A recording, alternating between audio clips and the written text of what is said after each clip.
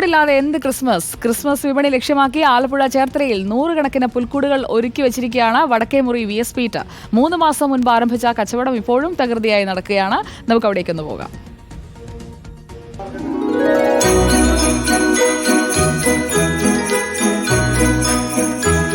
അസമിലെ ചൂരൽക്കാടുകളിൽ പോയി കരാറുറപ്പിച്ച് വെട്ടിയെടുക്കുന്ന ചൂരൽ നാട്ടിലെത്തിച്ചാണ് പീറ്റർ ചേട്ടന്റെ നേതൃത്വത്തിൽ പുൽക്കൂട് നിർമ്മിക്കുന്നത്.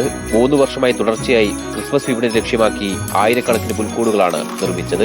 ആവശ്യക്കാരുടെ നിർദ്ദേശാനുസരണം വിവിധ രൂപത്തിലും ചുരൽ പുൽക്കൂടുകൾ നിർമ്മിച്ചു നൽകും. 15 വർഷത്തോളം യാതൊരു കേടുമില്ലാതെ ഇത് ഉപയോഗിക്കാം.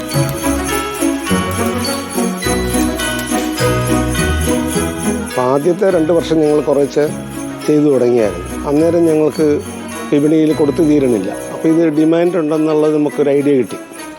അതിൽ നിന്ന് അപ്പോൾ ഈ 1 മാസത്തെ കച്ചവടം ഉണ്ടാവുള്ളൂ. പക്ഷെ ആ 1 മാസം കൊണ്ട് ഇത് പണിത് പൂർത്തിയാകില്ല. അപ്പോൾ ഇത് 3ാമത്തെ വർഷം. അപ്പോൾ ഞാൻ എന്ത് ചെയ്ത് ഒരു 3 മാസത്തിന് മുന്നേ ഇത് വർക്ക് ആരംഭിച്ചു. അങ്ങനെ ഇവർ കുറച്ച് നമ്മുടെ അതിഥി തൊഴിലാളികളുണ്ട്, അവരെ വെച്ചുകൊണ്ട് കട്ട് ചെയ്ത് പുൽക്കൂട് ചെയ്യാൻ തുടങ്ങി. ഇപ്പോൾ ഏകദേശം ഒരു 3000 സംതിങ് ആയിക്കഴിഞ്ഞു. 3500 ഞാൻ വിറ്റ് കഴിഞ്ഞു ഓൾറെഡി. ഇനി ഏകദേശം ഒരു 10,000 ഓർഡർ ഉണ്ട്. പക്ഷേ ഫില്ല് ചെയ്ത് വരാൻ താമസം. പ്രത്യേകതയുണ്ട്. അതിനകത്തൊരു ഏകദേശം ഒരു 10-15 വർഷം ലാസ്റ്റ് ചെയ്യാം. നമ്മൾ സൂക്ഷിക്കണ പോലെ ഇരിക്കും. എന്നാലും മിനിമം ഒരു 10 വർഷം ഒരു പ്രശ്നം ഉണ്ടാകില്ല. പിന്നെ ജസ്റ്റ് ഒന്ന് പോളിഷ് ചെയ്യണമെന്നേ ഉണ്ടാവുള്ളൂ. അതുകൊണ്ട് ചൂരലാണത് അത് മോശമായി പോകില്ല. പിന്നെ ഒരു പ്രത്യേകത എന്ന് പറഞ്ഞാൽ ഇതിന് ആണി, ഇത് തറക്കുന്ന ആണിയാണ്. ആണി ഇമ്പോർട്ടഡ് ആണിയാണ്, ഇന്തോനേഷ്യയിൽ നിന്ന് വരുന്നതാണ്. അത് തുരുമ്പാകില്ല.